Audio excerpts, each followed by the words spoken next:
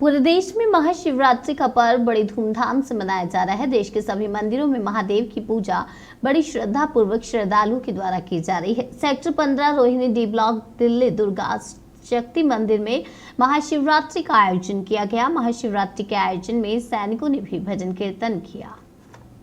नमस्कार, मैं हूं हरिंदर कौशल। आज देश के बीच में महाशिवरात्रि का त्यौहार बड़ी धूमधाम के साथ मनाया जा रहा है। आज शिव भक्ति के बीच में आप देख सकते हैं कि श्रद्धालु किस तरह के से लीन है। आज हमारे यहाँ पर सेक्टर 15 रोहिणी का ये डी ब्लॉक का मंदिर है, जिसके बीच में आप देख सकते हैं कि आज यहाँ पर काफ़ी संख्या के बीच में एसएसबी के जवान जो कि बड़ी श्रद्धा के साथ भोले के गुणगान गा रहे हैं। भोले के गुणगान के बीच में यहाँ पर आप देख सकते हैं कि आज यहाँ पर प्रत्येक भक्त जो है बड़ी श्रद्धा के साथ इसके बीच में लीन है। आज अगर देखा जाए तो पूरे देश के बीच में आज हिंदू पूरी तरह से कोई भी ऐसा मंदिर नहीं है जिसके बीच में आज पूरी तरह से शिव की भक्ति के बीच में आज लीन ना हो। और सुबह से ही आज देखा जा रहा है कि सुबह 4 बजे से लगभग लोगों की लंबी लंबी कतारें मंदिरों के बीच में लगी हुई हैं और बड़ी श्रद्धा के साथ आज महाशिवरात्रि के इस पर्व को मनाया जा रहा है। आज जैसे कि पूरे देश के बीच में महाशिवरात्रि का त्यौहार है, बड़ी धूमधाम के साथ मनाया जा रहा है। आज पूरे देश के बीच में शायद ही कोई ऐसा मंदिर होगा जिसके बीच में सुबह 4 बजे से लाइनें नहीं लगनी शुरू हो गई होगी।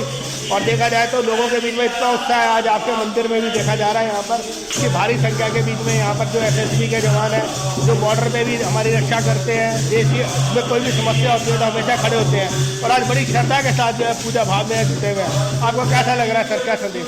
बहुत ही अच्छा लग रहा है। ये खुशी की बात है कि हमारे भारतवर्ष के जितने भी हिंदू भाई हैं बड़े ही हर्षोल्लास के साथ महाशिवरात्रि का पर्व ये साल में एक बार ही आता है। दूसरा आता है वो थोड़ा कम होता है, लेकिन इसमें बहुत ही सभी भक्त कोई भी ऐसा नहीं रहता, बाल बच्चे बूढ़े जवान सब कोई आकर के यहाँ पे हर्षोल्लास से भगवान शंकर की पूजा करते हैं और व्रत रखते हैं, उनकी उपासना करते हैं, फिर रात में जाकर के व्रत खोलते हैं।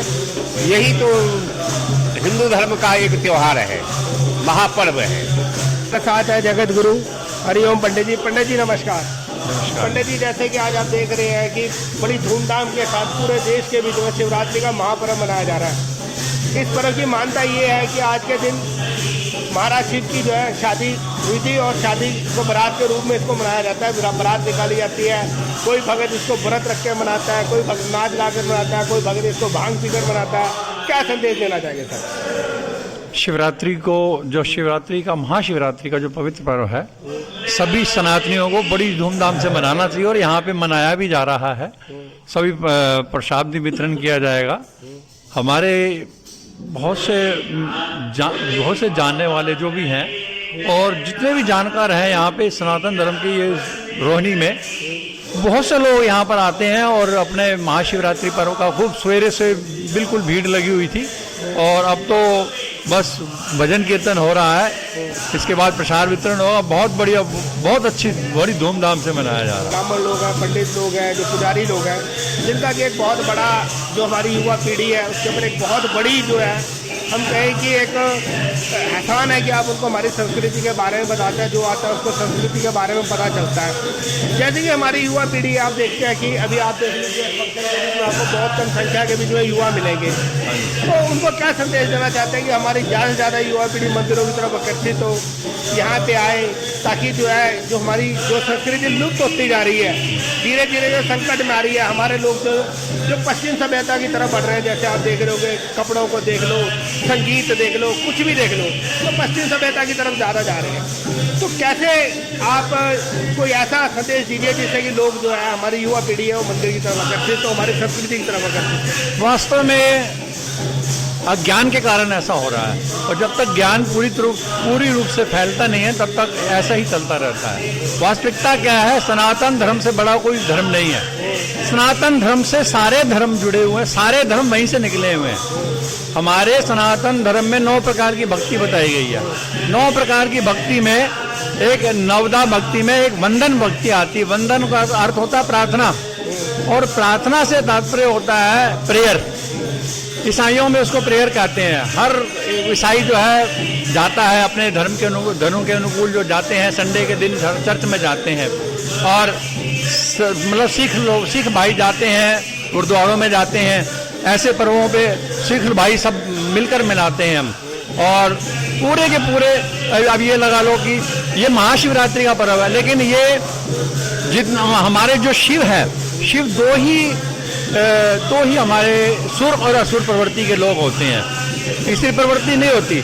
सुर प्रवृत्ति में और असुर प्रवृत्ति दोनों ही लोग शिव को मानते हैं, चाहे कोई भी हो, विष्णु को भी मानने वाला हो चाहे शिव को मानने वाला, सभी लोग इस महाशिवरात्रि पर आते हैं और भजन कीर्तन करते हैं। प्रश्न ये है कि युवा पीढ़ी कैसे आएगी? युवा पीढ़ी इसी प्रकार जब लोग सामने आएंगे तो इनको देखकर आगे आएगी, और हम इसको करवाने के लिए उत्सुक हैं और हम इसका खूब अच्छे से प्रचार। क्या कहिए, ऐसा नहीं है कि जो हमारे जो बुजुर्ग हैं या जो हमारे परिवार है वो अपने बच्चों को मंदिरों में लेके नहीं आते हैं? उनको नहीं चाहिए जैसे पेरेंट्स है कि अपने बच्चों को मंदिरों की तरफ आकर्षित करें, ऐसी जगह पर लेके जाएं जैसे हमारे धार्मिक स्थल है जहाँ पर जाने से लोगों में जागरूकता बढ़े। जैसे कि आप देखिएगा कि घुमाने के लिए हम गोवा ले जाते हैं, केरला ले जाते हैं, कहीं और जगह ले जाते हैं, पहाड़ी एरिया में ले जाते हैं, लेकिन पेरेंट्स अगर उन्हीं को धार्मिक स्थल ले जाएं, जैसे अयोध्या ले जाएं, काशी ले जाएं, मथुरा ले जाएं, वृंदावन ले जाएं, तो बच्चों में वहाँ का इतिहास जानने की जो जागरूकता बढ़ेगी, जिससे कि वो ज्यादा आकर्षित होंगे।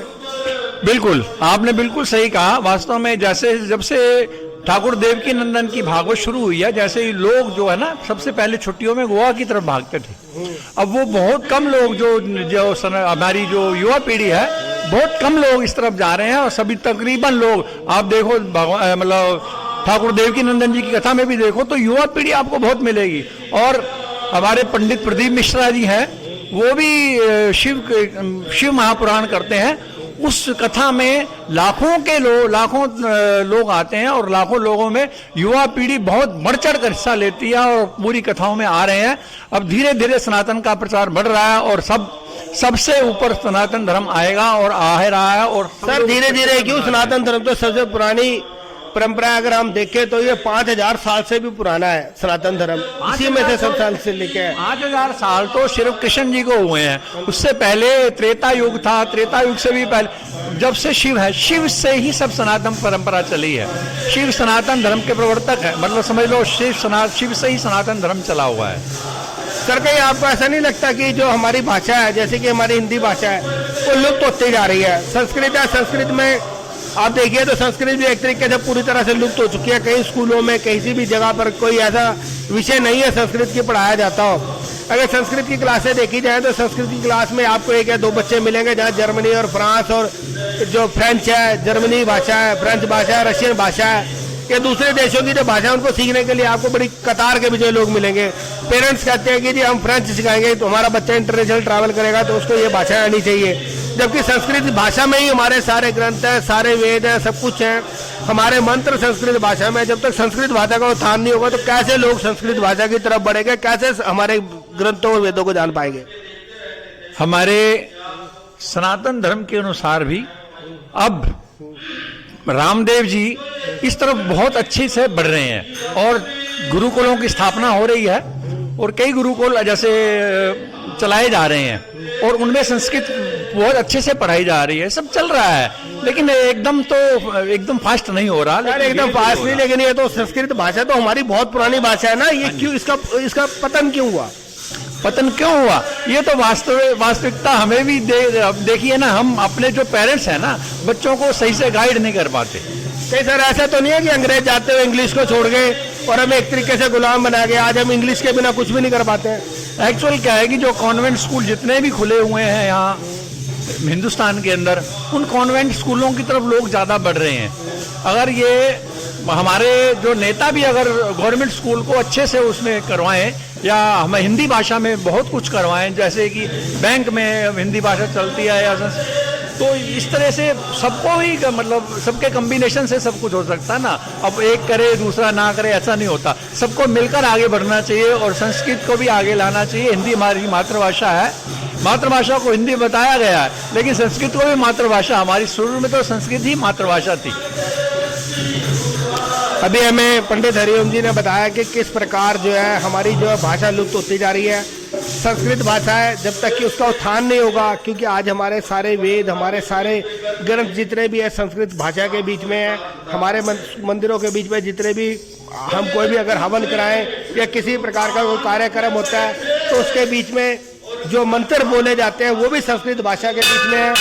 आज हमारा ये दुर्भाग्य है कि हमारे यहाँ पर जब पंडित जी लोग हवन करने आते हैं, यहाँ मंदिरों में जाते हैं, वहाँ पे जो मंत्रों का उच्चारण किया जाता है, हमें संस्कृत भाषा का ज्ञान न होने के कारण हमें मालूम ही नहीं चलता है कि वो मंत्र में क्या बोला जा रहा है, उसमें क्या है, क्या संदेश है, जिसकी वजह से आज हम देख सकते हैं कि हमारी जो संस्कृत भाषा के लुप्त होने के साथ साथ हमारी मातृभाषा की जो वैल्यू है वो घटती जा रही है, जिसके परिणाम स्वरूप आज हमारी जो सनातन धर्म है, हमारी जो सनातन प्रकृति है वो पीछे की ओर जा रही है। आपको महाशिवरात्रि का जो त्यौहार है मनाया जा रहा है आपके मंदिर में। आप लोग यहाँ पर जैसे कि बड़ी धूमधाम से हर त्यौहार को मनाते हैं, और जो शिवरात्रि का पर्व है एक हमारे हिंदू धर्म के बीच में एक बहुत ही बड़ा पर्व है। जैसे कि आप देख रहे हैं कि यहाँ पे आज आपके साथ में जो हमारे जवान हैं जो सीमा पे भी हमारी रक्षा करते हैं, जो हमारे लिए हर जगह बचा रहते हैं, चाहे भूचाल हो, चाहे आग लग जाए, कहीं भी हो, यही जवान हमारा साथ देते हैं। आज आपके साथ यहाँ मंदिर में भी उपस्थित है, कैसा लग रहा है? हमें बहुत अच्छा लग रहा है। शिवरात्रि बड़ी धूमधाम से मना रहे हैं हम, और जो सनातन धर्म हिंदू वो तो मनाएंगे, और हम बहुत खुश हैं शिवरात्रि के पर्व पे, और बहुत अच्छे से मन रहे जैसे हैं। जो हमारी जो नए जनरेशन है, जो युवा पीढ़ी है, वो मंदिरों में नहीं आती। आप देख रहे हैं कि यहाँ पे बहुत कम लोग हैं जो युवा यहाँ पे आए हैं, तो आप उनको युवाओं को क्या संदेश देना चाहते हैं, कैसे आज हमारे साथ जुड़ेंगे? जैसे कि हमारी कोशिश रहती है, हम अपने चैनल के माध्यम से हर एक व्यक्ति के पास ये संदेश देना चाहते हैं कि युवा व्यक्ति यहाँ युवा जुड़े, जो हमारी संस्कृति को जाने। जैसे आज हमारी संस्कृति लुप्त होती जा रही है, आप युवाओं को क्या कहना चाहेंगे? मैं तो ये कहना चाहूँगी कि जैसे बड़े हैं अपने बच्चों को समझाएं कि मंदिर में जाएं, उसके बारे में सोचें। जैसे गीता है, भागवत है, उसके बारे में बच्चों को बताएं। हमारे मंत्र हैं जैसे ओम भूर्भुवः है, ऐसे मंत्रों को बच्चों को बताएंगे तभी तो उनको पता लगेगा, वरना उनको कोई पता लगना नहीं है। इस चक्कर में जो है हम तो कहेंगे कि बच्चों को सिखाएं, मंदिर में लाएं, और अच्छे स्थान पे जहाँ भी कोई प्रोग्राम हो रहा हो बच्चों को लेके जाएं, तभी उनको पता लगेगा। जी जो कि समाज सेवी भी हैं और बड़े ही मतलब हर एक धार्मिक कार्यक्रम के बीच में ये उपस्थित रहती हैं। आज महाशिवरात्रि का पर्व है और बड़ी धूमधाम के साथ मनाया जा रहा है। आज हमारे साथ बहुत सारे यहाँ पर जो है श्रद्धालु लोग जुड़े हुए हैं। कुछ लोग यहाँ पर ऐसे जवान भी हैं जो हमारी देश में हमारी रक्षा करते हैं, बॉर्डरों में रक्षा करते हैं। जब भी देश में कोई भी विपदा आती है, चाहे भूचाल हो, चाहे कहीं आग लग जाए, या किसी भी प्रकार की कोई जब प्राकृतिक दुर्घटना होती है तो उसमें हमारा साथ देते हैं। आज हम जानेंगे शकुंतला जी से। शकुंतला जी, आज महाशिवरात्रि का पर्व है, आपको कैसा लग रहा है? बहुत अच्छा लग रहा है। आप यहाँ पे आज देख रहे हैं कि काफ़ी संख्या के बीच में यहाँ पे लोग आ रखे हैं। हाँ जी, तो कैसा लग रहा है आपको? बहुत अच्छा लग रहा है और धूमधाम से मना रहे हैं। हमारी जो युवा पीढ़ी है, आप उसको क्या संदेश देना चाहते हैं? जैसे कि अभी आप यहाँ देखेंगी कि हमारी युवा पीढ़ी जो है ना मंदिरों में आती है, ना कहीं गुरुद्वारों में जाती है। बहुत कम लोग हैं जो मतलब कि जो सनातन धर्म की तरफ अगर हम देखें तो हमारे सनातन में सबसे बड़ी कमी यही है कि हमारी युवा पीढ़ी मंदिरों की तरफ नहीं आती। कैसे आकर्षित होगी, कैसे उनको पता लगेगा कि हमारा धर्म क्या है? देखो, आप कितना भी काम कर लो, लेकिन भगवान के प्रति श्रद्धा रखना तो बहुत जरूरी है। भगवान के प्रति श्रद्धा नहीं होगी तो हम कुछ भी नहीं कर सकते। और सनातन धर्म में ये बहुत जरूरी है कि लोगों को आकर्षित किया जाए और अच्छे अच्छे मौके पे तीज त्योहारों पे मंदिरों में आया जाए। अगर बड़े नहीं बताएंगे तो छोटे कैसे आएंगे? हाँ बिल्कुल, जैसे कि अभी आपने कहा कि बड़े नहीं बताएंगे। जैसे कि देखिए कि आप स्कूलों में छुट्टियाँ होती है, जैसे हमारे स्कूल हैं, पहले अगर हम बात करें तो स्कूलों की जो प्रेयर होती थी उसके बीच में बताया जाता था। उसके बीच में मतलब ऐसी प्रेयर होती थी जिसमें भगवान का नाम लेते थे हम लोग सुबह खड़े होकर। आपने भी स्कूल में जब पढ़े हैं, आपने भी देखा होगा, आपने भी देखा। लेकिन आजकल ये जो कल्चर है लुप्त होता जा रहा है, प्रेयरें खत्म हो गई। बिल्कुल भी हमारे धर्म के बारे में, हमारी संस्कृति के बारे में नहीं बताया जाता।